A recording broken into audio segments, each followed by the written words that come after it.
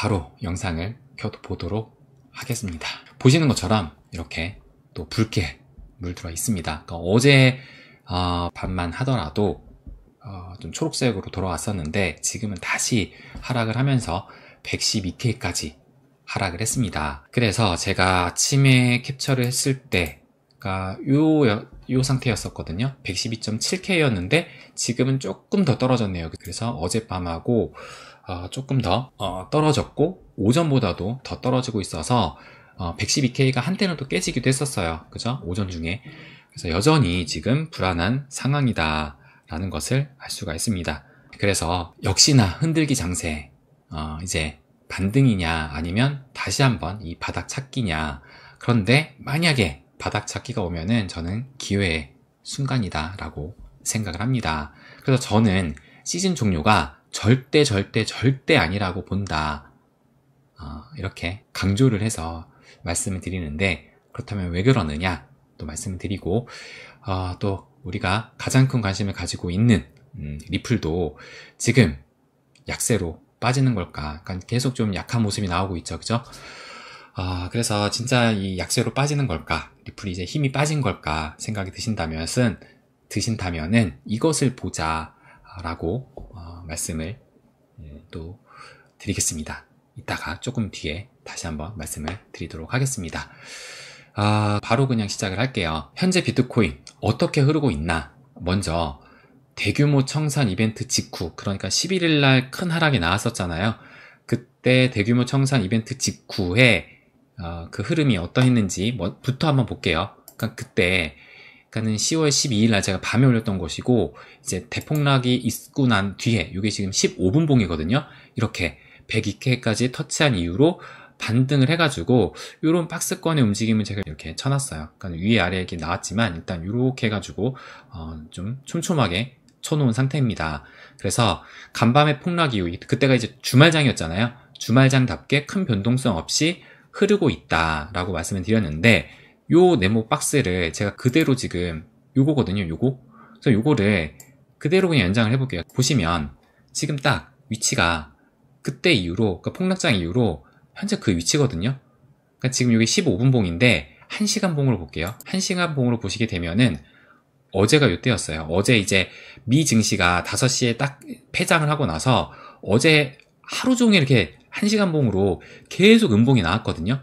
그래서 어제 1시간 봉 기준 하루 종일 내내 이 음봉을 보이면서 시장의 공포를 다시 안겨줬으나 이제 버거타임 되면서 살짝 반등하고 또 다시 아침 되니까 이렇게 떨어지고 있는 거죠. 근데 이렇게 쭉 연결해 봤을 때 사실상 제자리 걸음을 지금 하고 있는 중이다 라는 것을 알 수가 있습니다. 그러면 일봉으로 볼게요. 일봉으로 보시게 되면은 일단 이때 큰 하락이 이제 나왔었죠. 11일, 그러니까 날짜로는 10날인데, 날짜로는 11일 날인데, 근데 이제 오전 9시 직전에 이제 오전에 발생이 됐기 때문에 10일 날 일봉으로 들어갔습니다. 그래서 이렇게 한 다음에 반등이 나오는가 싶더니만 결국엔 다시 이렇게 빠지고 있는 상황이에요. 그래서 그래도 어제도 막 공포를 막 안겨주면서 109K까지도 터치를 했었죠. 109K까지도 갔다가 그래도 이제 버거타임 때 좀 말아 올리는 흐름이 나오면서 이렇게 121선 거의 밑에서 마감을 했는데 또 날이 바뀌니까 다시 하락을 하고 있습니다. 그래서 반등으로 가느냐 아니면 바닥을 다시 한번 또 찾으러 가느냐, 어떻게 보면 갈림길에 있다라고 볼 수 있는데, 그 기준으로 어떻게 볼 수가 있을까? 만약에 반등으로 가게 된다면 제가 피보나치 비율로 해가지고 0.618, 여기 0.618, 116.9K니까 117K라고 볼 수가 있는 거죠. 그래서 117K 위로 올라서느냐, 그러면은 이제 좀 117K 위로 가면은 이렇게 하락 추세를 봤을 때 그래도 이 하락 추세를 깨면서 그 다음에 0.618자리를 넘어갔으니까 반등으로 좀 볼 수가 있는 그런 자료를 볼 수 있는데, 근데 만약에 그 흐름이 아니라 바닥으로 간다 그러면은 이제 실질적인 진짜 바닥은 102K지만 일단 여기를 계속 지금 터치를 하고서는 더 밑으로 빠지지 않았거든요. 그래서 109.5K 정도, 여기가 이제 109.5K이기 때문에 109.5K를 뚫고 내려가느냐, 그래서 그곳을 또 기준으로 어디를 먼저 가느냐, 109.5K냐 아니면 117K냐, 어디를 먼저 가느냐를 좀 기준으로 봐야 되지 않을까라고 생각이 듭니다. 그런데 더 하락할 가능성도 저는 충분하다. 그러니까 더 하락할 것이다 라고 말씀드리는 게 아니라 하락할 가능성도 충분하다라고 생각을 합니다. 왜 그러느냐? 지난달 올해 최대 청산 이벤트를 떠올려 보자. 그러니까 이때거든요. 올해 최대 청산 이벤트가 이때 9월달. 그러니까 제가 어제 저희 멤버십 탈방에도 한번 말씀드렸는데 요것으로 그냥 말씀을 드릴게요. 그러니까 그때가 9월 22일이었어요. 그래서 기사는 9월 23일 날 나왔는데 이때도 비트코인이 이제 하락을 하게 되면서 기사를 이렇게 보시면 11만 2천 달러까지 밀리면서 올해 최대 규모의 롱 포지션 청산이 발생을 했다. 그러니까 여러분도 기억을 하실 거예요. 그래서 제가 이때 올해 최대로 지금 청산이 발생이 됐다라는 것을 막 그 자료 통해서 말씀을 드렸었잖아요. 그런데 실질적으로 그때 청산이 발생이 됐대 이때거든요. 근데 실질적으로 바닥은 언제 나왔느냐? 보시는 것처럼 이때가 9월 22일이에요.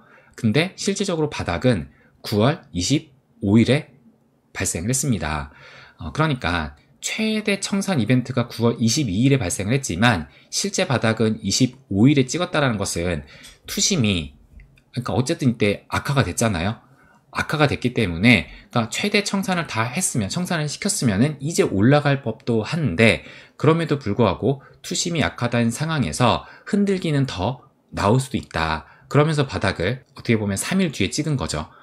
그런 흐름으로 봤을 때 지금도 마찬가지로 이때 최대 청산이 발생이 됐지만 그 이후로 조금 더 바닥을 찾아가는 모습이 나올 수도 있다. 그렇다고 해가지고 저는 102K, 그러니까 실질적인 바닥은 102K인데 여기를 과연 깰까? 라고 생각은 안 합니다. 그래서 뭐 여기를 설령 깬다 하더라도 그래도 상승 채널이 깨진 것이 아니다 라고 제가 저희 멤버십 탈방에는 말씀을 드렸었는데 어쨌든 저는 102K 이하로 여기를 깨지는 않을 것 같고 109K 정도는 물론 뭐 깰 수도 있다라고 생각을 하긴 합니다. 그럼에도 저는 여기에서도 반등이 올 수 있다라고 보긴 하는데 어쨌든 하락의 가능성은 충분하다라는 거죠. 그래서 만약에 하락이 나오게 된다면 저는 절호의 기회라고 본다. 왜 그러느냐? 그 이유를 말씀을 드리기 전에 어제 제가 영상에 이제 말씀을 많이 드렸는데 그 영상에 달린 댓글을 좀 볼게요. 한 구독자님께서 차트 보조지표로만 보고 판단하나요? 거시경제도 보고 말하세요. 이렇게 남겨주셨습니다. 그래서 제가 이걸 보고선 이렇게 이제 대댓글을 남겼어요. 영상을 끝까지 보세요. 오늘도 매크로로도 말씀을 드렸습니다. 평소에 제가 언제 차트로만 영상을 찍던가요? 누구보다 매크로 지표 많이 말씀드렸습니다. 라고 댓글을 남겼습니다. 그러니까 제 영상을 보시는 분들은 아시겠지만 제가 비트코인계 코인장 말씀을 드리면서 자산시장의 바로미터인 미 증시, S&P 500, 거시경제 굉장히 중요하게 강조를 하잖아요. 그러니까 이런 댓글을 보면은 그러니까 악플을 달리면 저는 그냥 차단하거든요. 에너지 소비하지 않기 위해서 그냥 차단합니다. 그러니까 저도 악플을 보면 이거에 대한 반박을 하고 싶은 그게 엄청 끌어오를 때가 있어요. 그런데 그냥 차단합니다. 거기다 에너지 쏟지 말고 굳이 뭐 이렇게 신경 쓰지 말자라는 그런 생각에 그냥 차단하면 끝이니까 차단을 하는데 근데 이런 댓글을 보면은 저 고구마 100개 먹는 느낌 그런 마음이 들어요. 되게 답답하다라는 그런 생각이 듭니다. 그래서 제가 항상 강조하는 게 이 거시경제인데 그래서 제가 어제 영상에서도 큰 그림을 보자라고 하면서 이 기사를 가져왔죠. 닷컴버블 예견했던 하워드 막스 이 오크트리 회장 이 하워드 막스가 인공지능 아직 거품 아니다 라는 이런 얘기를 했다. 그래서 제가 이 기사를 가지고 오면서 제 말은 못 믿어도 투자의 대가인 하워드 막스가 한 말이라면은 달리 보지 않을까 생각을 해서 어제 가져왔던 겁니다. 그러면서 제가 추가적으로 더 말씀드렸던 것이 A 버블 장세로 가는데 코인만 나락을 갈까? 코인 시장만의 악재가 터지지 않는 한 AI하고 암호화폐 시장은 함께 움직인다. 그러니까 시대를 바꾸는 두 가지 축이 지금 AI와 암호화폐입니다. 그리고 또 투자 심리는 함께 움직이는 것이기 때문에 AI는 버블 장세로 가는데 코인 시장만 꼬꾸라지는 그런 흐름으로는 가지 않는다라는 것을 어제도 말씀을 드렸습니다. 그런데 거시경제도 보지 않고 차트 보조지표로 여러분들 뭐 다른 이제 뭐 인플루언서들 유튜버들 보면 그냥 단순히 차트로만 보조지표로만 해가지고 뭐 몇 파 그걸로만 끝내는 유튜버들이 얼마나 많아요. 근데 그에 비하면 저는 거시경제를 그렇게 강조하는데도 이런 댓글이 달린다는 것이 솔직히 고구마 100개 먹은 그런 느낌이다. 그래서 오늘은 보다 확실하게 이 거시경제로 말씀을 드리도록 하겠습니다. 뭐냐면 이제 간밤에 파월이 인터뷰를 했어요. 어디 컨퍼런스였나요? 거기 가가지고 이제 연설을 했죠. 연설을.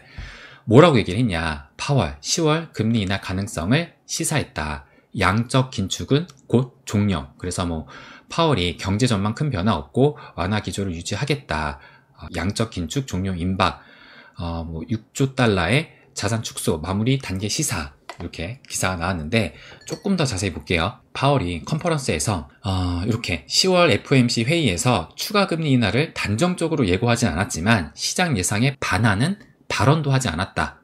그는 지난달 회의 이후 경제 전망에는 큰 변화가 없다라고 하면서 기존의 완화 기조를 유지했다.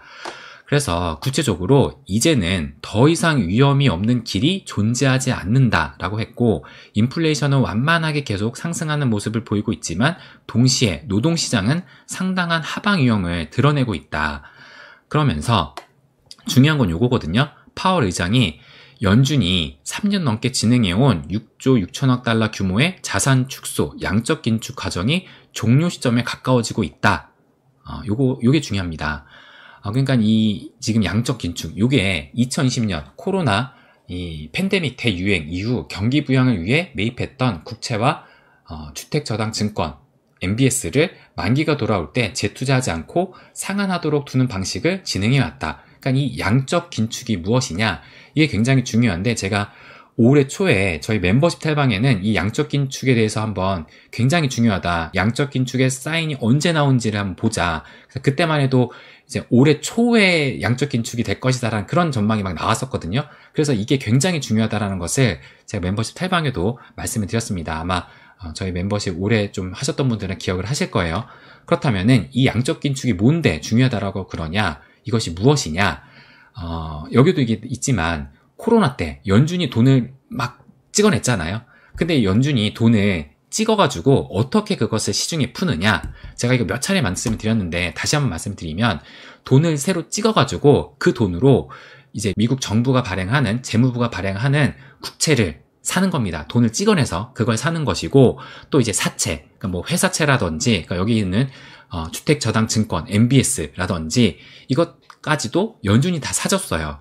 연준이 돈을 찍어냄으로써 그 결과 연준 자산이 증가를 하는 거거든요. 그래서 제가 최근 얼마 전에도 보여드렸습니다. 요거 연준 자산의 규모가 어떻게 지금 흐르고 있는지를. 그래서 지금 2020년 요때 코로나 이후로 해가지고 이렇게 연준의 자산이 증가를 하잖아요. 그러니까 이게 연준이 돈을 찍어가지고 아까 말씀드린 그런 국채, 사채, 뭐 MBS 아니면 회사채 이런 걸 다 사게 되니까 연준의 자산이 이렇게 증가를 했던 겁니다. 그러니까 이만큼 증가한 만큼 돈이 풀렸던 거죠. 그런데 2022년 4월 달을 정점으로 해가지고 그때 이후부터 이렇게 이제 그동안 풀었던 것을 회수를 하는 거예요. 근데 그 회수 방법이 아까 이 기사에도 나오는 것처럼 만기가 됐을 때 재투자하지 않고 그러니까 다시 매입을 하지 않고 그냥 상환하도록 두는 방식인 겁니다. 그래서 결과적으로는 그때 풀었던 유동성을 2022년 4월 이후부터 지금까지 계속 회수를 하고 있었던 거예요. 그러니까 지금까지 연준은 계속 유동성을 흡수를 하고 있었던 거다. 그런데 이것을 그만하겠다. 그러니까 우리는 앞으로 몇 달 안에 그 지점에 도달할 수 있다. 적정한 준비금 수준에 도달할 수 있다. 그 뜻이기 때문에 이제 더 이상 양적 긴축을 종료하겠다. 앞으로 유동성 회수를 중지하겠다라고 해석을 할 수가 있는 겁니다. 그러니까 이게 한마디로 미국의 돈줄 제기가 종료를 지금 예고를 했다. 그래서 그 기사를 다시 한번 그러니까 돈줄 제기가 끝났다라는 거고 게다가 이것도 마찬가지로 오늘 나온 거거든요. 오늘 나온 기사 보우먼 미 연준 이사가 올해 기준금리 2번 더 인하할 것. 그러니까 지금 2번 남았어요. 10월달, 12월달. 그러니까 2번 다 인하를 하겠다라고 지금 얘기를 했습니다. 뭐 물론 트럼프하고 친한 그러니까 친트럼프의 그런 연준 이사이긴 하지만 실질적으로 지금 95% 10월달 전망하고 있고, 그리고 지금 시장 예측도 10월달, 12월달까지도 지금 금리 인하를 하고 있으면서 1월달까지도 지금 여기서는 나타나고 있습니다. 인하를. 그래서 어쨌든 금리 인하도 지금 계속하겠다. 금리 인하를 하는 상황에서 양적 긴축까지 종료가 된다? 이 얘기는 거시경제적으로, 아까 말씀드린 거시경제도 보고 말을 하세요 라고 말씀드리지만 거시경제적으로 돈이, 매크로적으로 돈이 더 많이 풀린다라는 얘기다. 그런데 돈이 풀리는 그 증가 속도가 더 빨라진다라는 거예요. 금리 인하를 하는 상황에 양적 긴축까지 종료를 하니까 돈이 풀리는 증가 속도가 더 빨라지는 것이다. 이것이 무엇을 의미하느냐? M2 증가율. 제가 예전에도 한번 말씀드렸는데 이게 지금 글로벌 M2를 보여주고 있는 거거든요. 그러니까 이때가 2017년도 고점, 이때가 2021년도 고점. 근데 지금 이게 M2 그로스니까 증가율, 성장률을 볼 수가 있는 거예요. 그러니까는 M2가 얼만큼 빨리 증가를 했느냐, 그 이유를 보여주고 있는 거예요. 보시는 것처럼 M2가 증가를 했을 때, M2의 그 시중의 유동성이 빠르게 증가를 했을 때가 보시는 것처럼 이렇게 비트코인의 고점이었습니다. 17년도 이때도 그랬고 2021년도도 이렇게 M2가 급격하게 올라갔을 때 이런 고점을 찍었다. 그런데 현재를 보시게 되면은 현재는 아직 그런 느낌이, 이런 느낌이 아니라 이런 지금 그런 흐름이 아니죠. 그죠? 그러니까 이렇게 지지부진할 수가 있는 거였어요. 근데 이제 연준에서 양적 긴축까지, 그러니까는 지금 금리 인하를 지난달에 올해 처음으로 했지만 9월달에 처음으로 했지만 지금까지 계속 양적 긴축을 하고 있었으니까 한쪽에서는 그래도 이렇게 유동성을 흡수를 하고 있었는데, 근데 이제 이것을 곧 종료를 하겠다라고 얘기를 한 겁니다. 그렇다면 이 증가율이 다시 이렇게 또 커질 거예요. 그러니까 이때만큼 올라올지는 모르겠지만 어쨌든 이렇게 되면은 이걸 봤을 때 이 비트코인 역시도 더 상승을 할 수 있겠죠. 그러니까 사이클도 지금 보면은 우리가 4년 주기 사이클, 뭐 반감기해서 뭐 4년 주기 사이클을 얘기를 하지만 그 사이클대로 갔다라기보다는 어떻게 보면 이 M2의 그 사이클에 의해서 이렇게 그게 공교롭게도 4년을 찍었던 걸 수도 있다. 근데 지금은 이런 지금 M2의 그 증가율이 4년 주기가 깨졌잖아요. 그러니까 비트코인의 그 4년 주기 사이클도 저는 이번에 깨질 가능성이 어느 정도 있다라고 봅니다. 그러니까는 뭐 물론 4분기 때 만약에 큰 상승이 나오면 이제 큰 상승이 나왔던 만큼 다시 빠질 수도 있겠죠.